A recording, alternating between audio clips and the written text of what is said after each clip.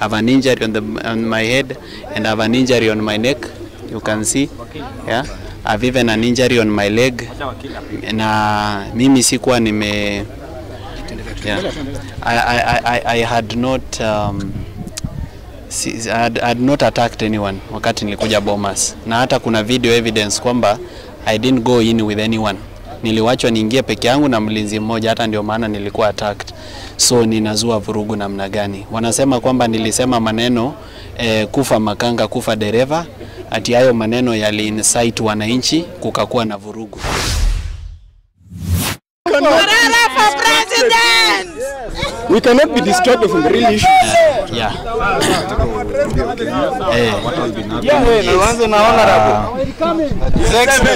Yes. Okay. So nilitoka Radio Maisha asubuhi nikaenda DCI headquarters. DCI headquarters nilikuwa nimeitwa na DCI, nikaambiwa naenda kuchukua simu ya wakili Solonka Izia. So DCI headquarters nilikuwa nimeitwa. Jana nilikuwa DCI headquarters kutafuta simu ambazo walichukua wakati walinishika mara ya kwanza. They took 3 of my phones and 1 laptop. So nilipoenda huko kuchukua simu sikuwa najua naenda kushikwa. Na mimi niliambiwa na DCI kwamba ningoje kwa reception, anakuja anipeleke lab, huko lab nipewe simu. But suddenly nikashikwa.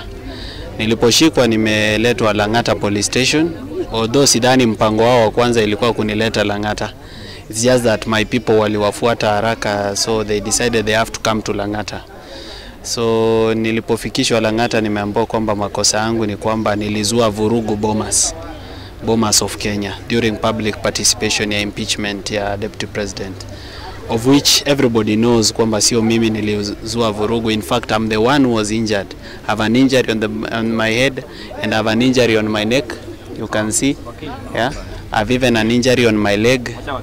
Na mimi sikuwa nime, yeah.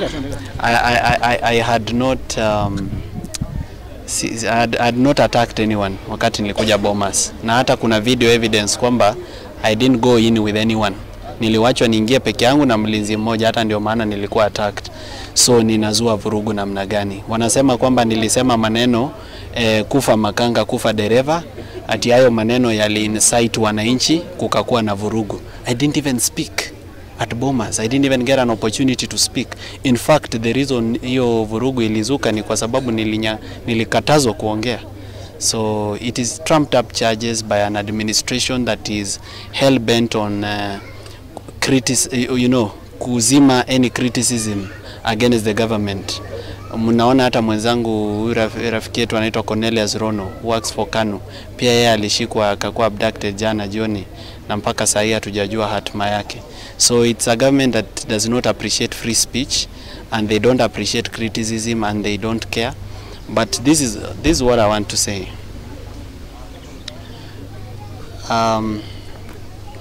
What I want to say is this. Our country has come a long way. The freedom of speech that we enjoy in Kenya is not a gift from the government. It is something that people fought for and died for. This free speech that we enjoy is not a gift, it is a right under the Constitution. And criticizing the government does not mean that we hate it. It means that we want to make it better. And in fact, this government, mahali imefika, people are suffering. You saw even from the views in the public participation, people want this government to go home. So 2027 in Bali, Wakenya wako that patient to wait for 2027 before taking this government home. 2027 is already too far. We have already suffered enough. The youth have suffered, the women have suffered. So mimi shughuli yao ya kunishika kila siku, kunileta police station, that is intimidation. And intimidation will not work for me. You know, you can kill a revolutionary, but you cannot kill the revolution. Yeah. And for me, I get stronger every day. And every day they arrest me, they give me a better reason to keep fighting for what is right and what is justified. Na tangu nianze kuongea, from the time I began the Vampire Diaries, I've never said even one thing that is a lie. I know they are waiting for me to say a lie so that they can jail me with that. But I've never said a single lie. That's why wakinishika hawananga kitu. They come up with the nonsense. Sasa kama mambo ya kufa dereva, kufa makanga, that's something that every Kenyan said. Haiwezi kuwa ati Morara peke yake ndiye alisema. Na mpaka saa hii mimi nasema hivyo. Me, in fact, I want to insist right here at current police station. Kufa makanga, kufa dereva, waende nyumbani wote.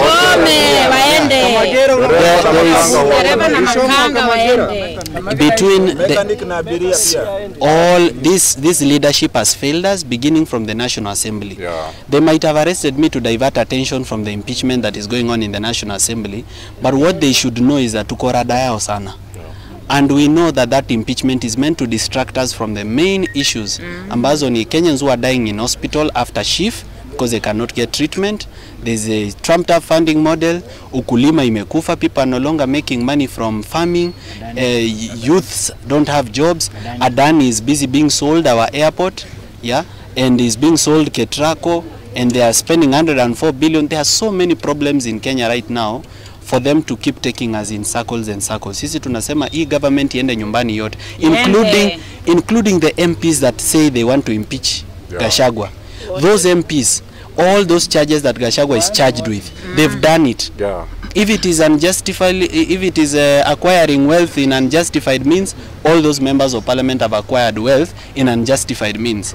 If it is being tribal, most of those members of parliament have shown tribalism openly. And if it is about abuse of office, most of them have abused their office. If it's about bribery, most of them are bribed for almost everything and nothing. So we cannot even say that the members of parliament who are doing the impeachment, they are better off. That's why we want this government home. And what they've been doing is they've been ensuring that we don't have an IEBC, so that we don't take them home. That's why they've intentionally delayed the IEBC. So me, I want to encourage all Kenyans. Hii wiki, we are beginning the battle for our IEBC. We need our IEBC in place so that the youth of Kenya who have never voted but who have found a reason to vote this time, they register as voters. The second thing, we need our IEBC because we want to recall all our members of parliament. They no longer represent us.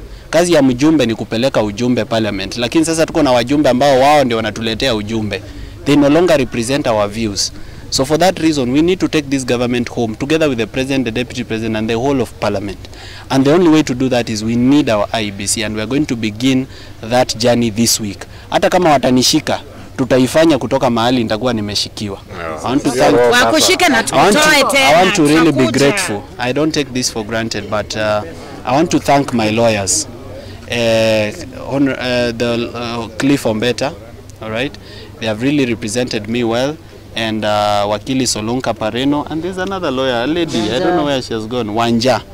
They have represented me very well, and this has not even ended up in court, as you can see. The charge sheet, they've disowned their own charge sheet. So I don't have any charges. I'm going home, and I want to really thank my lawyers for a job well done. I don't take it for granted. Wherever they go, mambo yao iwe salama. I'd like to use my lawyer to say something. Sometimes bites from both sides. When we have ills and we have wrongs and we have things that are not going well, the reason why we have freedom of speech is to be able to air them. The reason why we have freedom of speech is to be able to correct those people and tell them where they have gone wrong. So when we go about showing what is bad, what has not gone on, where the lies are, why we can constantly keep on lying, why we are not saying the truth, why we are siphoning money, why we are stealing money. We are not saying it because we hate you. We are saying it because it is a fact. We are saying it so that you can correct it. But if we say it and then you put us in, tell me, does that stop us from talking? It does not. So what are you going to do? You know, when everybody thinks that you have taken off from the ground and you land on an anthill, you're still on the ground. This government has never taken off. This government has never moved forward. This government is stagnant. Why can't we complain? We supported it. Me, I was in UDA. I was such a strong supporter of UDA. But let me tell you one thing. When I see something is wrong, don't put me and say I'm not a team player because I am not supporting you. I am saying what is wrong, correct it. If you cannot correct it and people are saying it is time for you to go home, then you'll have to go home. You cannot stay there by force. It is not your seat. It is for the public. It belongs to the people of Kenya. So, when somebody says something, it's a fundamental right. Freedom of speech is a fundamental right. So we end up in court, police stations. The first time we end up in court, the case is withdrawn. Why? It has no basis. The second time we are arrested, we are brought to a police station and we are taken to various police stations, and we come up and they tell us now, oh, ile maneno ya kufa makanga, kufa dereva, we are now still investigating. Please, wacha tutakuja siku ingine. They give us a bond. It's a free bond. We have not paid any cash bill. Why? The ODPP, I am certain, because I heard, did not want anything to do with this charge. The police were left with it. It was their own baby. Why? They did not involve the DPP the first time, and the DPP could not come to their rescue. So they have to rethink. They have gone back to the drawing board. But on 15th, when they want him there, we shall be there. Let him proceed. And what I'm going to tell him, let him do what he's doing, because he has done no wrong. Let him do what he's going on doing. Let him go ahead. Let him go to the public. Let him speak. It is his right. Do not stop him. Thank you very much, Solonka. Just to cut it short, the government should stop weaponizing the criminal judicial process. That is something, it should stop, and they should be condemned. The government should be condemned. You have freedom of speech. I mean, where is the crime in saying kufa dereva, kufa makanga? He didn't even say it. But how many Kenyans will they arrest? Do they have enough prison cells to arrest all the Kenyans who are saying that? So the government should stop, and should stop criminalizing, weaponizing the criminal judicial system. That's it. Yeah. Thank you very much, members of the press. We appreciate Asante.